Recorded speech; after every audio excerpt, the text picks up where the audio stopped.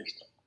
Listo. Entonces, bueno, la técnica de Liechtenstein para la reparación de hernia inguinal es una técnica que digamos que no es tan antigua, es una técnica que podríamos decir que es algo intermedia, porque es una cirugía, si bien es una técnica de cirugía abierta, es libre de tensión, ¿no? Y si nos vamos un poco más al pasado, las cirugías abiertas a tensión, llámese Mapei o Bassini, pues fueron técnicas quirúrgicas que estuvieron vigentes por muchos, muchos años.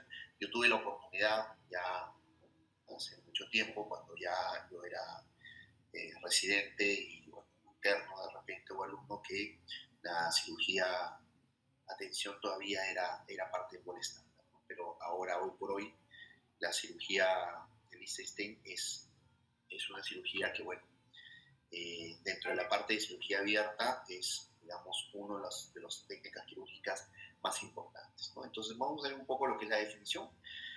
Bueno, una hernia inguinal es una protrusión del contenido abdominal a través del canal inguinal. Es la hernia más común en adultos, es más frecuente en hombres, la hernia inguinal indirecta. La plural, como bien sabemos, es más frecuente en mujeres. La importancia del tratamiento quirúrgico es que evita complicaciones como encarcelación o estrangulación, que bueno, ya sabemos que son complicaciones quirúrgicas de emergencia. Y la técnica de Liechtenstein es un procedimiento abierto, sin tensión y con malla, considerado como el gol estándar para la reparación de una hernia inguinal primaria. Por si acaso, esta es una foto que nosotros hemos tomado, es de pacientes nuestros del hospital, nada de Google, ¿no? Y bueno, como ustedes pueden ver, nosotros, yo creo que ustedes también en sus diferentes hospitales ven este tipo de hernias, que son hernias consideradas gigantes, de difícil manejo, quizás probablemente laparoscópico. Para este tipo de cirugías, las técnicas abiertas pueden ser una buena alternativa, ¿no? ¿Cuáles son las indicaciones? Una hernia inguinal primaria, unilateral o bilateral, pacientes con bajo riesgo quirúrgico, y hernias recurrentes si no han sido tratadas previamente con malla.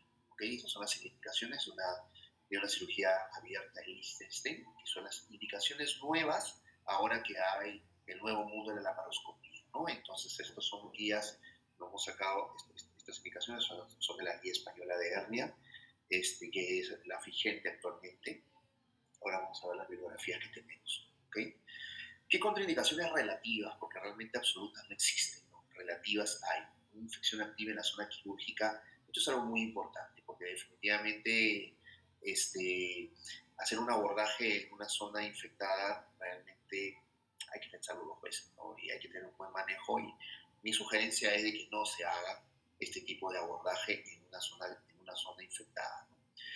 La segunda contraindicación relativa son pacientes con antecedentes de rechazo a material protésico. Esto también es algo que ya está estandarizado en cualquier tipo de cirugías en las cuales van a poner algún material protésico, ¿no? No solamente este tipo de cirugía, ¿no? Hernias muy grandes o complejas que requieran técnicas alternativas también a veces son un poco difíciles de manejar. Las hernias inguinales, inguinocrotales gigantes, a veces son muy, muy difíciles, sobre todo si son de cronicidad muy avanzada. Probablemente la técnica de Liechtenstein va a ser muy dificultosa de manejar. ¿Ok? ¿Qué materiales son necesarios? Bueno, una malla polipropilene, que es lo que usualmente se usa, ¿no? Habitualmente para la medida de 7.5 centímetros. Suturas no absorbibles, por ejemplo, polipropilene, nylon, nylon 2.0, nylon 1, que es lo que usualmente se usa y, ¿no? Lo que nos han enseñado creo que casi todos. Sin embargo, las guías mencionan que el gol estándar es polipropilene y debería usarse polipropilene. ¿Ok? Un instrumental quirúrgico básico para cirugía abierta, que también es importante. Es importante esto, y lo pongo acá en acotación, porque he tenido la oportunidad, y muchos años como cirujano, y me ha pasado de todo, ¿no? He tenido la oportunidad de alguna vez ayudar a algún colega en clínicas privadas no tan grandes, en donde pues simplemente nos dan un equipo de curación para cirugías como las hernias, ¿no? Y esto de acá no debería suceder, ¿no? No debería suceder. Siempre hay que prevalecer la vida del paciente, y por de repente 50 soles menos no vale la pena, ¿no? Eh, Algo muy importante que uno debe tener es que uno tiene pacientes, ¿no? Y nadie está exento de complicaciones. El que no se le complica a un paciente es el que complica. Todos, a todos nos complica y bueno, tenemos que ser responsables de las complicaciones y bueno, seguir al paciente de la mano y tener pues, para evitar este tipo de complicaciones, tener los recursos apropiados para este tipo de cirugías. Bueno, ¿cómo es la técnica quirúrgica? La técnica quirúrgica, la anestesia puede ser regional o general, ¿no? Usualmente es una anestesia regional, ¿no? Se hace una incisión oblicua de aproximadamente 5 a 8 centímetros. Se toma como punto de referencia la cresta ilíaca antero superior y el pubis, una línea imaginaria entre ambas estructuras. El punto medio de esta línea imaginaria es donde usualmente se encuentra el orificio profundo. Entonces, se toma como punto de referencia el punto medio y se hace una incisión 5 centímetros para cada uno de los extremos, ¿no? Esa es la idea de hacer este tipo de incisiones. La técnica dice oblicua, pero también puede ser una incisión transversa, ¿no? No hay ningún problema por ese tipo de abordaje. Bueno, otro punto importante es que hay que disecar el saco herniario. La disección del saco herniario tiene que ser muy pulcra, muy limpia. Muchas veces el saco herniario va adherido a un lipoma o va adherido a la túnica al testículo. Entonces, todas estas estructuras uno debe, bueno, al paquete vascular, al nervio, todas estas estructuras deben ser liberadas paso a paso de forma muy limpia realmente. ¿No? No vale la pena tratar de hacerlo rápido y lesionando estructuras, sobre todo las estructuras nerviosas, porque después las complicaciones como una pubalgia o una meralgia realmente son un dolor de cabeza para cualquier cirujano. ¿Ok? Si es indirecta, se dice que el saco del cordón espermático. Si es directa, se reduce el contenido y se refuerza el defecto. Recuerden que la hernia inguinal directa no tiene anillo, entonces no se encarcera. ¿Ok? Esto es algo que es básico porque muchas veces muchos residentes dicen hernia inguinal directa encarcerada y eso no existe. Eso técnicamente no existe, ¿no? Entonces, es importante marcar estas diferencias, ¿no? Bueno, después se hace la preparación del espacio inguinal posterior. Usualmente lo que yo hago es un refuerzo que no va a servir para tratar la hernia realmente, sino lo que sirve es para volver a reconstruir la anatomía funcional que tenía el conducto inguinal, ¿no? Entonces, lo que se hace es un refuerzo del espacio posterior inguinal, ¿no? Que es la fase transversalis. Usualmente yo hago puntos colchoneros horizontales con seda o con polipropilene o con nylon 200, ¿no?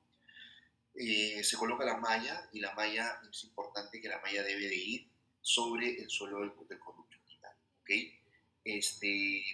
Usualmente la malla se debe hacer un corte nu, los dos brazos deben ir superiores y la zona unida debe de ir fija al ligamento de Cooper, ¿ok? Ahí donde se hace la fijación, se sutura el pubis y el ligamento de Cooper. Usualmente puede ser con nylon o polipropilene 1 o nylon o polipropilene 2C, ¿no? Dependiendo de la técnica, ambas son aceptadas, pero sí es importante tener siempre como un punto de referencia el paquete vascular. Ahora, si en algún momento se hace un corte o se punza la vena femoral, no hay ningún problema, lo único que se hace es compresión. Compresión, esperar, y eso puede parar, usualmente para, ¿ok? A menos de que sea algo muy cruento, ¿no?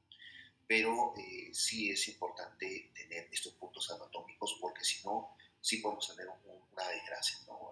Una tragedia vascular que es algo sumamente difícil de manejar, ¿no? Sobre todo en instituciones que no tienen cirujano cardiovascular de turno o de guardia, ¿no? Entonces sí es importante tenerlo en consideración.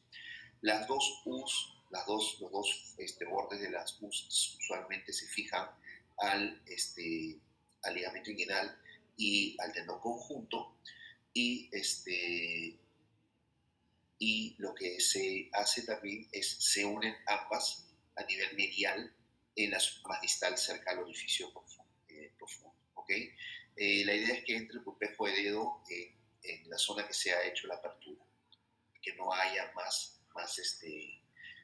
apertura, porque si no vas a hacer puras esa colocación de malla, ¿ok? Y bueno, después se cierra por planos, ¿no? El cierre por planos usualmente es también con el nylon o polipropilene en el módulo mayor, y después, bueno, las partes blandas y la piel, ¿ok? Ustedes pueden ver acá que este es un gráfico, este sí de Google, obviamente. Este, Aquí está la colocación de la malla. Aquí la colocación de la malla no la han hecho en forma de U, sino la han hecho en forma lateral, pero la idea es esta, ¿no? De que aquí está el pubis, aquí está el ligamento de Cooper, se debe fijar la parte entera de la malla, porque es una U invertida, a estos dos puntos, ya saben, con polipropilene o con nylon, y después se fija al ligamento inguinal y al tendón conjunto, ¿okay? Siempre tenemos en consideración que el ligamento inguinal hay que hacer una, una rafía muy superficial, porque si puede haber un compromiso muscular importante, sobre todo cerca al pubis, y en esta zona es donde uno debe hacer el cierre de ambas perdón, disculpen, de ambas T's, de ambos brazos, y dejando siempre un pulpejo de dedo para que no haya una extraordinaria inguinal indirecta, porque está saliendo del orificio profundo, porque está discurriendo sobre el conducto inguinal hacia el orificio superficial. ¿Okay? ¿Cuáles son las ventajas de la técnica de Liechtenstein? Bueno, es una técnica sencilla y reproducible, tiene una baja tasa de recurrencia, realmente es 1 a 2%, no existe mayor, pero siempre hay que tener en consideración que cuando uno va a hacer una técnica abierta, uno tiene que identificar el nervio. Si no se identifica el nervio y se trata de hacer de colocar la mano sin una identificación del nervio, podemos traccionar o hasta seccionar el nervio, y la meralgia realmente es un dolor de cabeza tanto para el paciente como para el cirujano. Una alta tasa de retorno precoz a las actividades normales, eso es algo muy frecuente. Los pacientes usualmente al segundo o tercer día ya pueden estar haciendo sus actividades normales, y puede realizarse con anestesia regional o anestesia local. Las técnicas quirúrgicas de antaño decían de que se podía hacer con anestesia local y paso por paso, plano por plano, ¿no? Y que bueno, eso resultaba. Sin embargo, pues a veces sí incomoda para el paciente. Alguna vez lo he hecho yo, y realmente el paciente se mueve, se incomoda, y no vale la pena realmente, ¿no? La anestesia regional es hoy por hoy algo que vale la pena usar, ¿okay?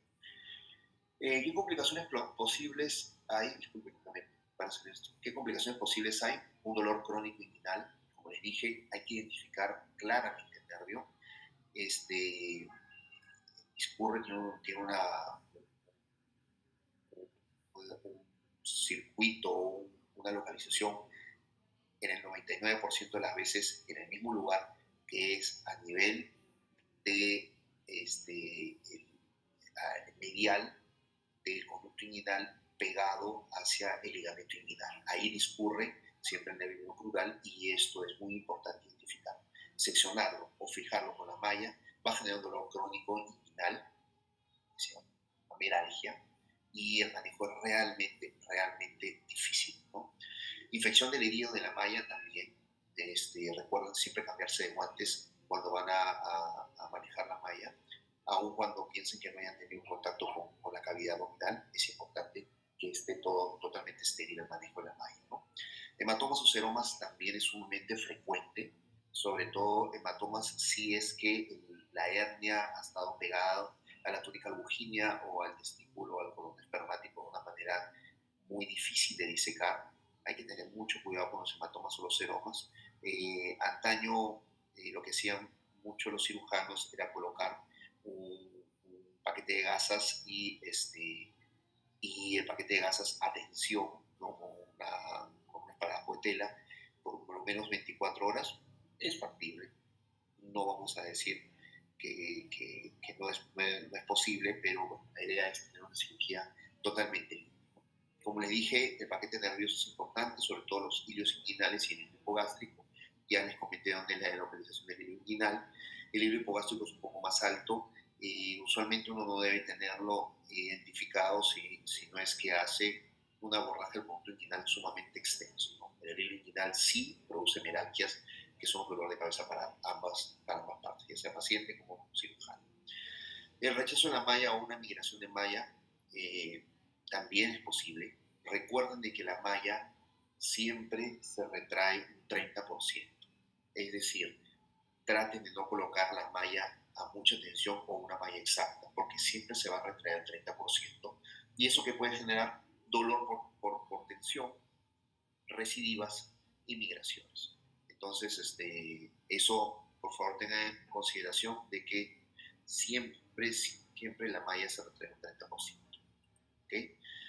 Vamos a compararla con otras técnicas, ¿no? Entonces vamos a ver con la Schuldeis y con la laparoscópica, que es, como dice el tos de garra, la que más me gusta, ¿no? Entonces, bueno, podemos ver de que el uso de malla para el Liechtenstein y para la laparoscópica sí es parte de la técnica, a diferencia de la cirugía de atención como la Schuldeis, donde se usa.